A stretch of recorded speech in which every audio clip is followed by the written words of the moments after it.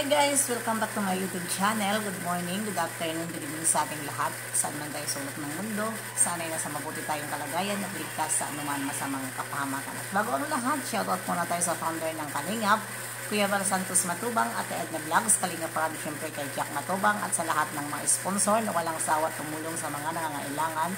More blessing to come. At syempre, shoutout tayo kay Tita Taing Policies, Pixie Lake Sigua Headed, Ma'am Nelva Born, Migalabi shoutout, at syempre si Tita Lydia. At syempre sa aking mga kaibigan dyan ay miss you. Buddy, Migalabi shoutout. Sis Ermagalo, Sis Hayat, Migalabi shoutout. Si Lina Barbusa, at iba pa. Ayan, hindi natin muna may isa-isa kasi marami na tayong isa-shoutout dahil ang reaction ko na ito ay upload lang.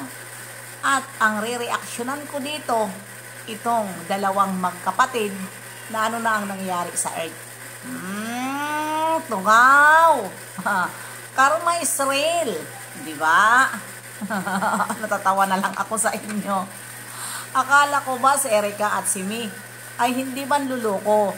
Bakit ngayon? Niloko ba kayo?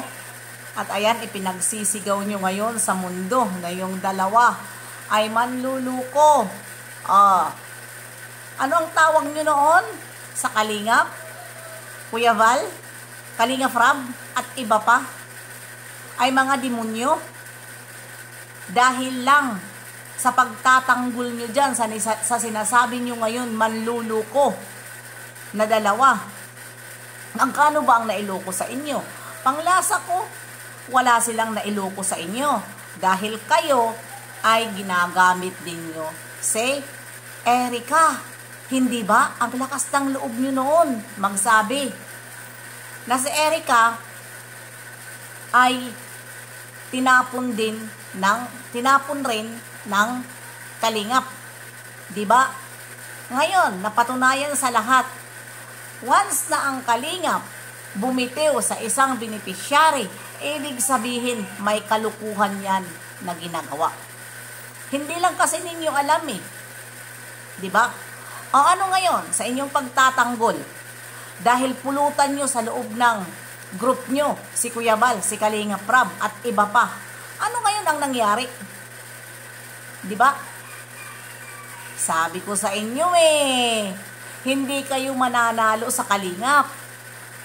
Dahil pagdating ng araw, makakarma kayo. Dahil ang group, ang Kalingap na dinadown nyo, hindi sila gumagawa ng kalukuhan. Sila po, kung magbitiw man sila ng salita, si Kuya Val, pag magbitiw man ng salita, yun ay may katotohanan.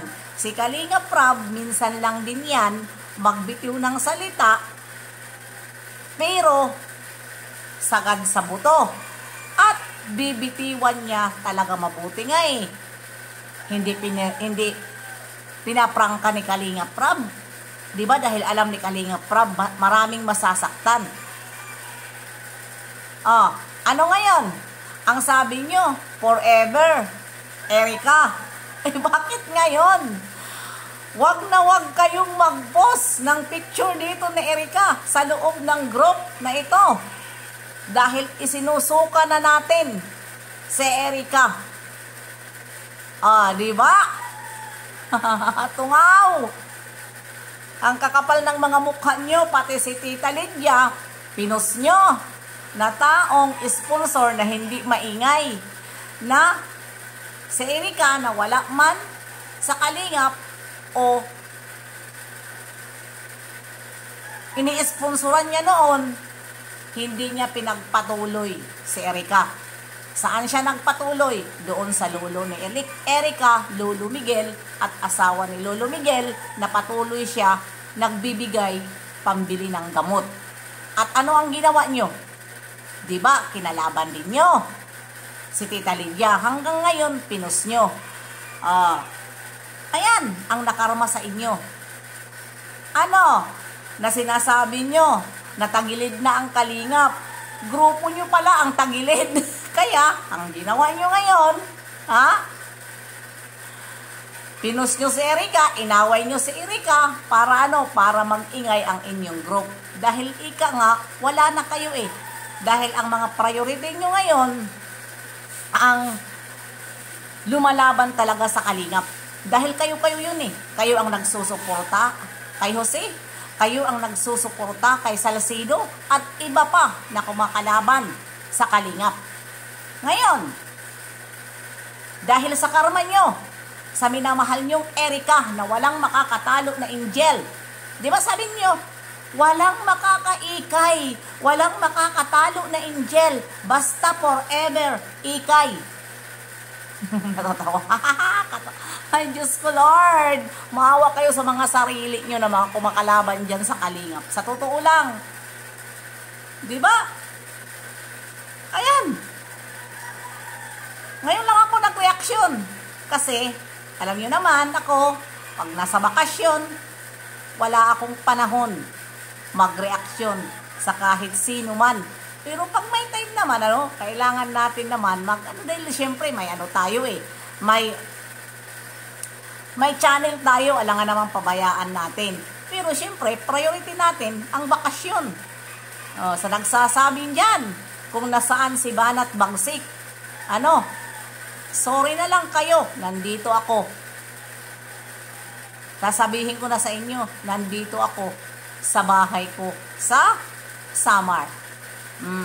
Kaway-kaway yan. Sabi nila, takot daw ako dahil hindi ako nagpapakita. Oh my goodness, what the fuck? Sino ba kayo para katakutan ko? Di gawin nyo ang gusto nyo. Nandito lang naman ako eh. Di ba sabi ko sa inyo eh? Kahit saan tayo magkita, nandito lang si Banat Bagsik. Di ba? Hintayin nyo. Sige lang. Parinig lang kayo. Dahil hindi ko kayo priority. Ang sinasabihan nyo, bobo at tanga-tanga o ano pa, hindi ko priority ang ibang tao.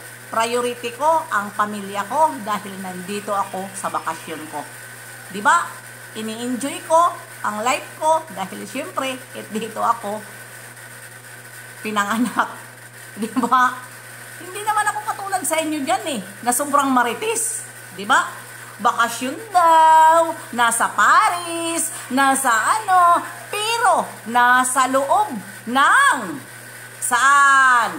Nasa loob ng hindi ini-enjoy ang bakasyon. Nakakatawa kayo. Diyos ko, Lord. Oy, mga e-lover group. Palubog na ang group nyo. Kawawa nyo naman. Diba? Nakakaawa kayo. Diba? Pinagpirahan din nyo si Erika. Pinagkitaan nyo ng mahabang panahon. Nung nakita nyo si Erika ay palubog na. Ayan. Ano ang ginawa nyo? Diba? Karma is real. Tinatandim dito sa aming mga angel. Yung mga angel namin. Diba? Pinagpapala sila. Hindi sila kasi tulad noon sa iniidolo nyong Erika, imanluloko. Hindi ba? Kayo. Di ba? May naibigay ba kayo kay Ekay? Marami ba kayo naibigay? Na kayo rin naman noon ang nagsulsul dyan sa bata na yan. Hindi bata kasi nga manluloko. Ika nga sabi nyo manluloko. Si manluloko. Di ba? Sabi nyo kasi niloko kayo. Tawag nyo ngayon kay Erika, trahedor. Ay, kawawa naman itong mga nimal. Nimal na ha, balahora si Banat Bagsik eh, nimal. Bye-bye, tungaw, kaway-kaway. Magbayad ka na, tungaw, sa mga utang mo. Para, sinasabihan mo, natatawa na lang ako sa'yo. Sige na, bye-bye na. See you next live and upload. God bless sa ating lahat. Ayan.